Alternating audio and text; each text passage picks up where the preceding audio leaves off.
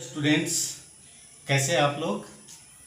आज साइंस में क्लास 10 के चैप्टर 1 पर हम लोग चर्चा करेंगे, रासायनिक अभिक्रियाएं एवं समीकरण। तो आज के इस वीडियो में मेनली जिस टॉपिक पर हम फोकस करेंगे, जिस पर चर्चा करेंगे, जिसकी जानकारी जो है प्राप्त करेंगे, वो टॉपिक्स हैं परिवर्तन के दो रूप, भौतिक परिवर्तन और रासायनिक परिवर्तन।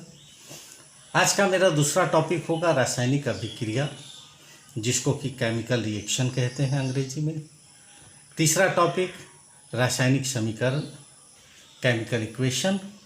और आज का लास्ट टॉपिक होगा रासायनिक समीकरण को संतुलित करना, यानी कि केमिकल रिएक्शन को बैलेंस्ड करना। परिवर्तन संसार का नियम है। यह संसार परिवर्तनशील है, लेकिन विज्ञान में हमारा जो टॉपिक है यानी परिवर्तन। विज्ञान में परिवर्तन को हम लोग दो श्रेणियों में विभक्त करते हैं। एक फिजिकल चेंज यानी भौतिक परिवर्तन, और दूसरा केमिकल चेंज यानी रासायनिक परिवर्तन। दोनों परिवर्तन के बारे में पिछले क्लास में आप लोग 6-7 क्लास में जो है पढ़ा होगा, लेकिन एक हम ब्रीफली यहाँ पर जो है दोनों परिवर्तन के बारे में चर्चा कर लेंगे। तो भौतिक परिवर्तन का मतलब ऐसा परिवर्तन जिसमें किसी भी पदार्थ के रूप, रंग, अवस्था, आकार, परिमाप में परिवर्तन तो होता है, लेकिन नए पदार्थ का निर्माण नहीं होता है, नया पदार्थ नहीं बनता है। और इसके ठीक विपरीत ऐसा परिवर्तन जिसमें नए पदार्थ का निर्माण होता है, जिसमें पदार्थ के गुण जो है पूरी तरह से बदल जाते हैं। तो वैसे परिवर्तनों को हम लोग रासायनिक परिवर्तन कहते हैं। एक हम छोटा सा उदाहरण लेते हैं, जैसे मान लिया जाए ये पेन। तो ये पेन किसी पदार्थ का बना हुआ। अब इस पेन को अगर हम तोड़ देते, 2 भागों में टूट जाए, टूटने के बाद तो ये परिवर्तन हुआ। चूंकि ये पेन था वो टूट गया, 1 से 2 हो गया, परिवर्तन हुआ। लेकिन इसके पदार्थ के गुण में परिवर्तन नहीं हुआ। जो पेन जिस चीज से बना था, टूटने के बाद भी वही होगा। लेकिन अगर यही एक नया पदार्थ बन जाता तो वो रासायनिक परिवर्तन होता। तो इसको एक हम बहुत सिंपल एक्सपेरिमेंट, एक छोटे से एक्सपेरिमेंट से समझ सकते हैं। जैसे मान लिया जाए कागज, ये कागज है। इस कागज को हम ऐसे करके फोल्ड कर दिए, परिवर्तन हुआ। इसके आकार में परिवर्तन हुआ, इसके शेप साइज में परिवर्तन हो सकता है। इससे हम नाव बना सकते हैं, इससे जहाज बना सकते हैं, वो भी परिवर्तन होगा। लेकिन चाहे इससे नाव बनाए या जहाज बनाए, तो ये कागज का कागज ही रहेगा, इसके गुण में परिवर्तन नहीं होगा।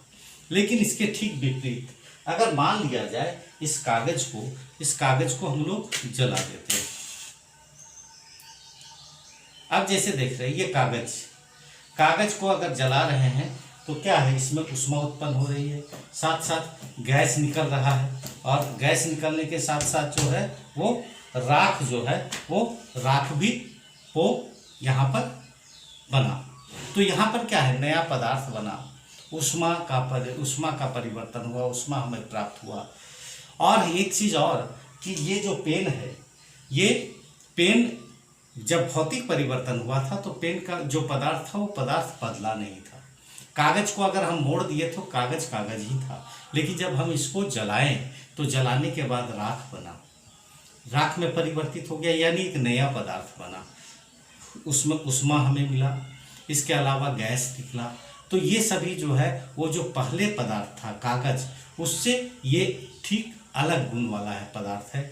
तो इस तरह का जो परिवर्तन होता है उसको हम लोग रासायनिक परिवर्तन करते हैं।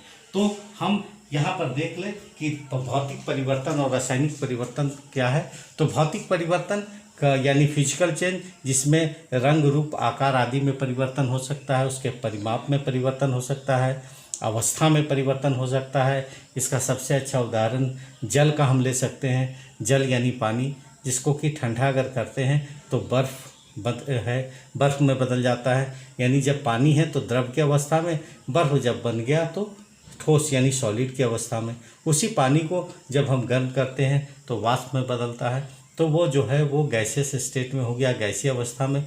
तो भौतिक परिवर्तन में संभव है कि अवस्था में भी परिवर्तन हो, लेकिन नए पदार्थ का निर्माण नहीं होता है। इसके ठीक विपरीत केमिकल चेंज यानी रासायनिक प्रतिक्रिया जो है, रासायनिक परिवर्तन होता है, उसमें रूप में, रंग में, आकार में, अवस्था में, ये सब में परिवर्तन हो सकता है। तापमान में परिवर्तन हो सकता है। कहने का अर्थ यहाँ पर यह है कि जो परिवर्तन होगा उसके लिए या तो हमको ऊष्मा लगाना होगा या ऊष्मा हमें प्राप्त होगा। इसके अलावा गैस का भी उत्सर्जन हो सकता है, नए पदार्थ का निर्माण होगा, जो कि रासायनिक परिवर्तन का सबसे मुख्य बिंदु है। अब हम लोग रासायनिक अभिक्रिया यानी केमिकल रिएक्शन पर चर्चा करेंगे, जानेंगे। तो रासायनिक अभिक्रिया क्या है? जब कोई पदार्थ इंडिविजुअल यानी कोई एक पदार्थ या फिर एक से अधिक पदार्थ आपस में उसका इंटरेक्शन होता है, आपस में अभिक्रिया करके कोई अलग गुण वाला एक पदार्थ या अलग गुण वाला एक से अधिक पदार्थ को बनाता है, तो वैसे परिवर्तन को हम रासायनिक परिवर्तन कहते हैं। और ये जो प्रतिक्रिया है, जो अभिक्रिया है, वो रासायनिक अभिक्रिया कहलाती है। यानी रासायनिक अभिक्रिया में एक पदार्थ या एक से अधिक पदार्थ आपस में प्रतिक्रिया करेगा और एक या एक से अधिक पदार्थ को बना सकता है। आइए हम इसकी परिभाषा को देखते हैं। जैसे अब रासायनिक अभिक्रिया यानी केमिकल रिएक्शन क्या है? तो जब एक या अधिक पदार्थ अभिक्रिया कर एक या अधिक अलग रासायनिक गुणों वाला पदार्थ बनाते हैं तो उसे रासायनिक अभिक्रिया कहते हैं। अब इसका एक उदाहरण हम लेते हैं, जैसे NaOH। ये जो क्या है? सोडियम हाइड्रोक्साइड, ये एक पदार्थ है। ये HCl यानी हाइड्रोक्लोरिक अम्ल के साथ अगर अभिक्रिया करता है तो सोडियम क्लोराइड और H2O यानी जल बनाता है। तो यहाँ पर हम लोगों ने ये देखा कि दो पदार्थ आपस में अभिक्रिया कर रहा है। पहला पदार्थ सोडियम हाइड्रोक्साइड, दूसरा पदार्थ जो है वो है HCl। दोनों अभिक्रिया करके दो अलग अलग गुण वाला पदार्थ बनाया, NaCl और H2O। ये अलग पदार्थ है, ये अलग पदार्थ है। दोनों के बाद जब जो पदार्थ बना, जो इसको जो है ये पदार्थ का गुण ना इससे मिलता है ना इससे मिलता है। ये दोनों जो है ये दोनों से भिन्न गुण वाले, अलग गुण वाले पदार्थ हैं। ठीक उसी तरह से यहाँ CaCO3 का मतलब कैल्शियम कार्बोनेट। तो कैल्शियम कार्बोनेट एक सिंगल पदार्थ है। यहाँ पर हम ये एक त्रिभुज बनाए। त्रिभुज का मतलब केमिस्ट्री में होता है कि उससे गर्म करना। तो जब कैल्शियम कार्बोनेट को हम गर्म करते हैं तो कैल्शियम ऑक्साइड और कार्बन डाइऑक्साइड गैस बनता है। तो यहाँ पर क्या है कि एक ही पदार्थ का रिएक्शन, एक से एक पदार्थ जो है वो दो पदार्थ बनाया। तो इसलिए यहाँ पर हम परिभाषा में है कि जब एक या एक से अधिक पदार्थ, कोई ज़रूरी नहीं, ऐसे अधिकांशतः जो रिएक्शन होता है उसमें दो या दो से अधिक पदार्थ आपस में पार्टिसिपेट करते हैं, भाग लेते हैं। लेकिन कई रासायनिक अभिक्रिया में केवल सिंगल पदार्थ जो है वो सिंगल कोई कंपाउंड भाग लेता है और एक या एक से अधिक नया कंपाउंड बनाता है। और हम हमारे दैनिक जीवन में भी रासायनिक अभिक्रिया के बहुत सारे उदाहरण हैं। जैसे बरसात के दिनों में हम लोग ये देखते हैं कि जो लोहा का कोई सामान है, लोहा के सामान में जंग लग जाता है। तो ये जंग लगना भी रासायनिक अभिक्रिया है, केमिकल रिएक्शन है। इसके अलावा हम लोग कागज़ जलाएं अभी, या लकड़ी को जलाते हैं या कोई भी चीज़ को जलाते हैं, तो जलाना, जिसे कि हम लोग 8वां क्लास में पढ़े थे, दहन, उसको दहन कहते हैं। तो दहन भी एक प्रकार का रासायनिक अभिक्रिया है, केमिकल रिएक्शन है। इसके अलावा जो हम लोग श्वसन, सांस लेते हैं, सांस लेना नहीं, श्वसन। सामान्य अर्थों में हम लोग सांस लेना और सांस छोड़ने को श्वसन कहते हैं, जबकि ऐसा है नहीं। श्वसन एक अभिक्रिया है जिसको कि हम लोग डिटेल से आगे के चैप्टर में पढ़ेंगे। तो जो श्वसन है, श्वसन के शरीर के अंदर होने वाली जो श्वसन की क्रिया है, या फिर डाइजेशन जो है, पाचन है, ये सभी रासायनिक अभिक्रिया केमिकल रिएक्शन के उदाहरण हैं। हम लोग ये देखते हैं कि कोई तांबा का कोई सामान हो या कोई पीतल का सामान हो या फिर चांदी का सामान हो, वो धीरे धीरे डार्क कलर हो जाता है। तो ये सभी जो है केमिकल रिएक्शन के कारण होता है। तो दैनिक जीवन में केमिकल रिएक्शन के कुछ एग्जाम्पल्स जो हैं वो यहाँ पर हम लोग ये देख रहे हैं, जैसे लोहे में जंग लगना, तांबा या चांदी का काला होना, श्वसन, भोजन का पाचन, लकड़ी या कागज़ का जलना, दूध से दही बनना, ये सभी जो है वो ये सभी उदाहरण हैं रासायनिक अभिक्रिया यानी केमिकल रिएक्शन के, जो हमारे दैनिक जीवन में आम है। तो ये रासायनिक अभिक्रिया जो है वो रासायनिक अभिक्रिया हम लोग ये देखें यहाँ पर हम लोग ये देखते हैं क्या कि ये इधर कुछ चीज़ है, एक एरो का निशान है और एक जो है कुछ इधर पदार्थ है।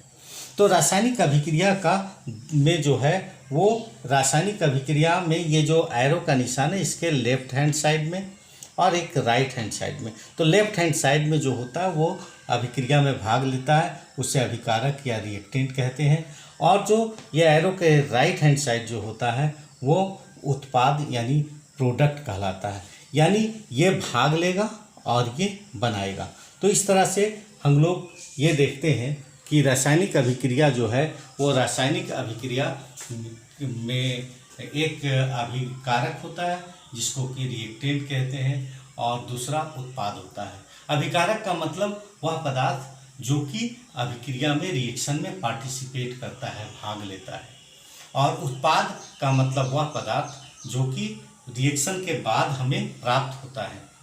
और रासायनिक अभिक्रिया में ये जो एरो का निशान जो होता है, एरो के निशान के जो लेफ्ट हैंड साइड में होता है वो पार्टिसिपेट करने वाला होता है, वो रिएक्टेंट, और राइट हैंड साइड में जो होता है वो प्रोडक्ट होता है, यानी उसके कारण वो बनता है। तो हम यहाँ परिभाषा देखते हैं अभिकारक। अभिकारक यानी रिएक्टेंट, जो पदार्थ रासायनिक अभिक्रिया में भाग लेते हैं उसे अभिकारक कहते हैं।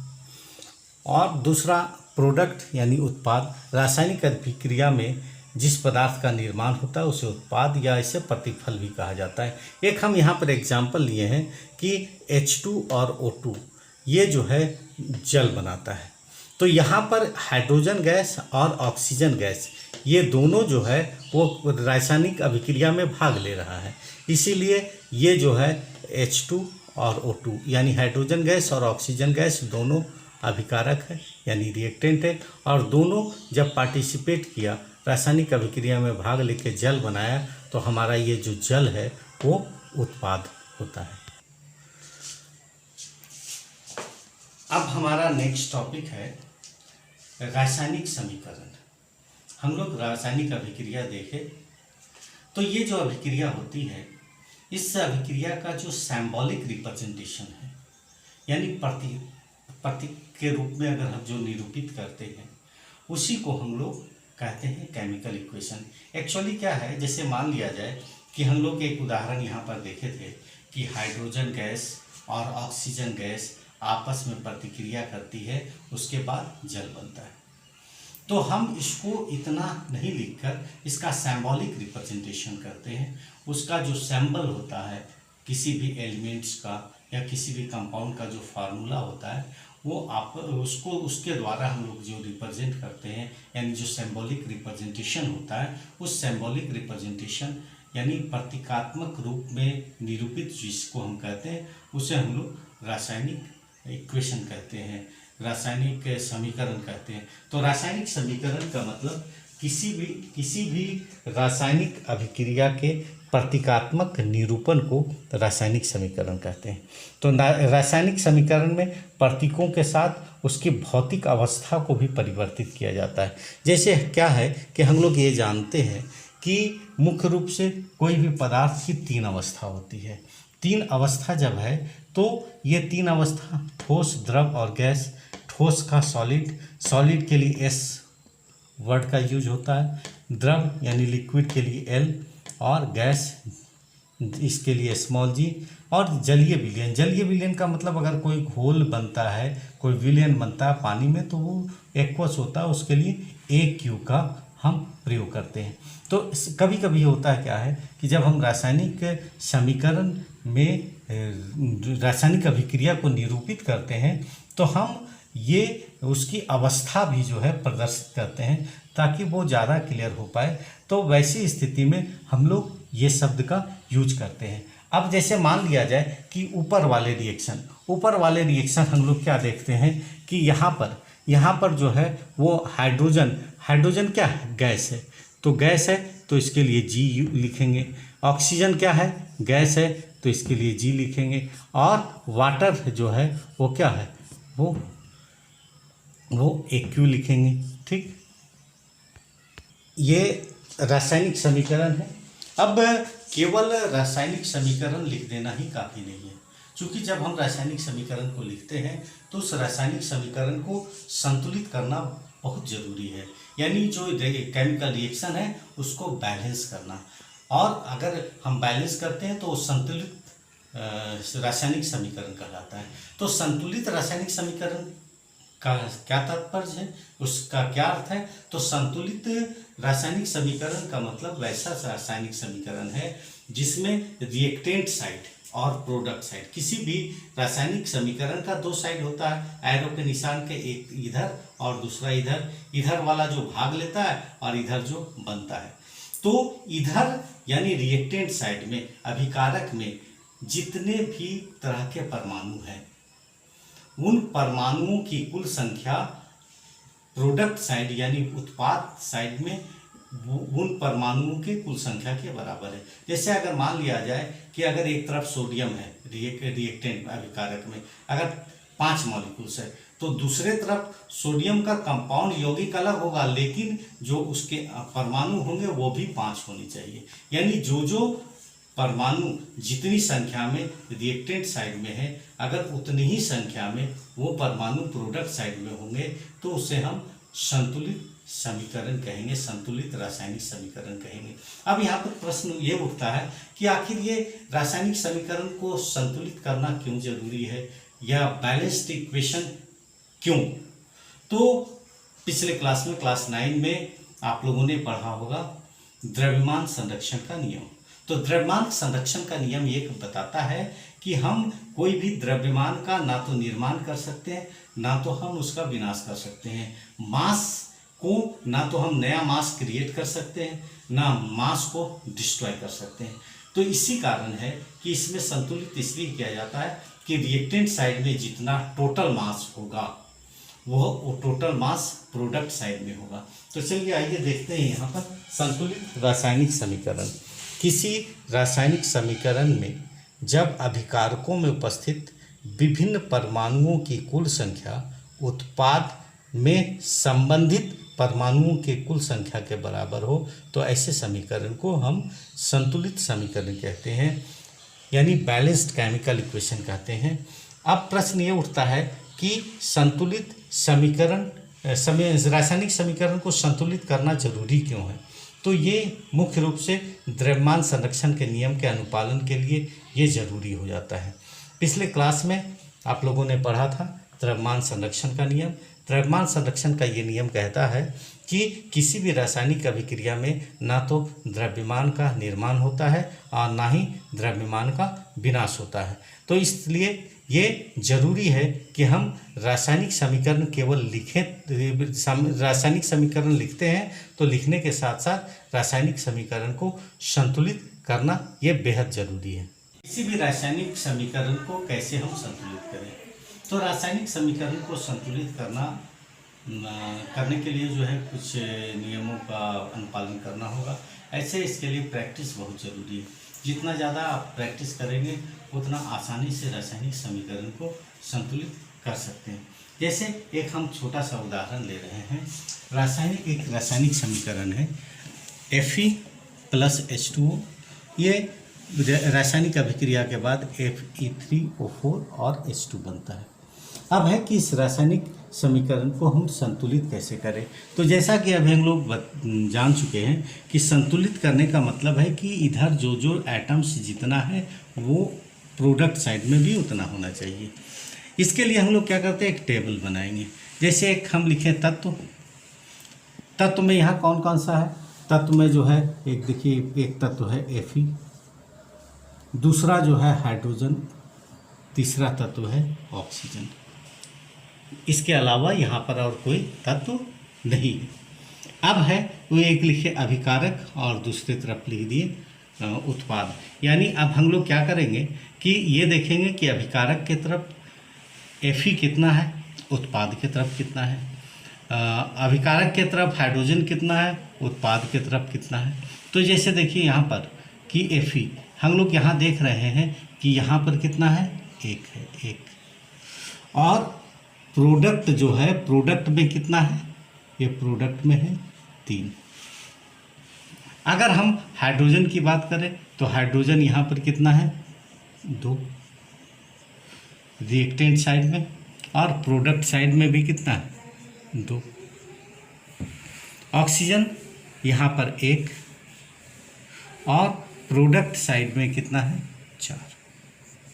अब रिएक्शन को हम संतुलित कैसे करेंगे।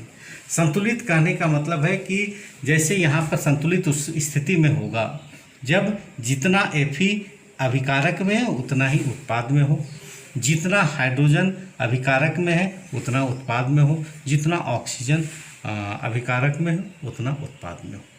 तो हम लोग क्या कर सकते हैं कि अगर मान लिया जाए कि इसको 3 करने के लिए हमें क्या करना होगा कि इसको 3 से मल्टीप्लाई करना होगा।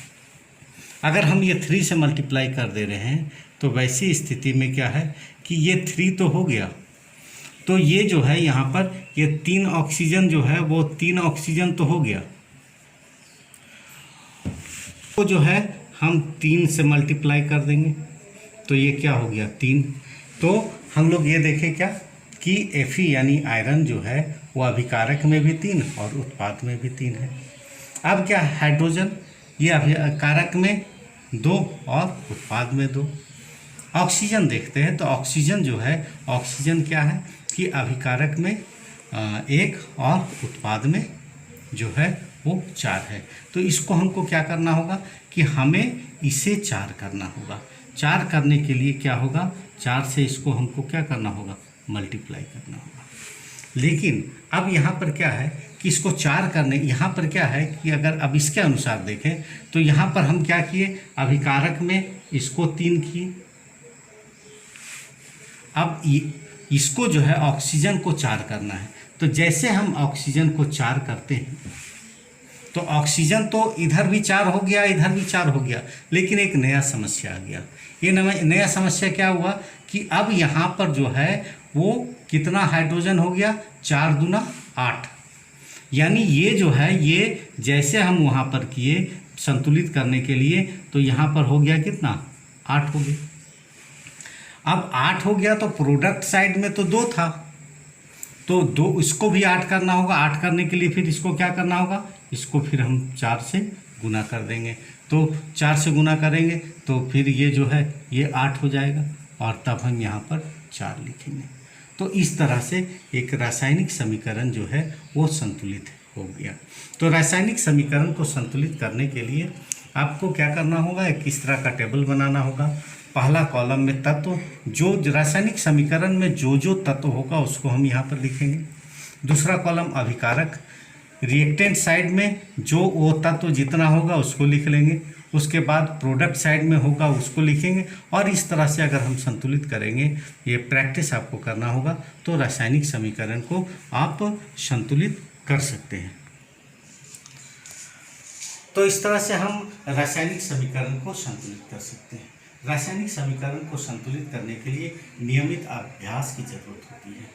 अब कुछ मेरा खास ट्रिक किसी भी समीकरण को संतुलित करने के लिए, रासायनिक समीकरण अगर बड़े समीकरण है तो उसमें कई बार जो है वो परेशानियां होती हैं। तो एक मेरा खास टिप रासायनिक समीकरण को संतुलित करने के लिए कि जब भी आप रासायनिक समीकरण को संतुलित करते हैं तो 2-3 बातों पर फोकस कीजिए, 2-3 बात को ध्यान रखिए। पहला कि जब भी कोई समीकरण है और अगर समीकरण में धातु है तो पहले धातु को संतुलित कीजिए। धातु जब संतुलित हो जाते हैं तब जो है अधातु जो है उसे संतुलित करने का प्रयास कीजिए।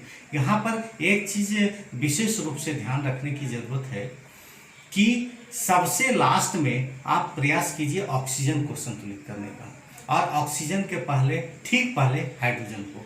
तो अगर आप इस टिप का उपयोग करते हैं तो मुझे लगता है कि आप अधिकांश रासायनिक समीकरण को बिना किसी खास परेशानी के आप संतुलित कर सकते हैं। बशर्ते ध्यान ये होना चाहिए हम रासायनिक समीकरण में पहले धातुओं को संतुलित करेंगे, उसके बाद अधातुओं को संतुलित करना शुरू करेंगे और सबसे लास्ट में ऑक्सीजन को और ऑक्सीजन से ठीक पहले हाइड्रोजन को। तो इससे क्या होगा कि कई बार ऑक्सीजन को संतुलित करने का जरूरत नहीं पड़ेगा।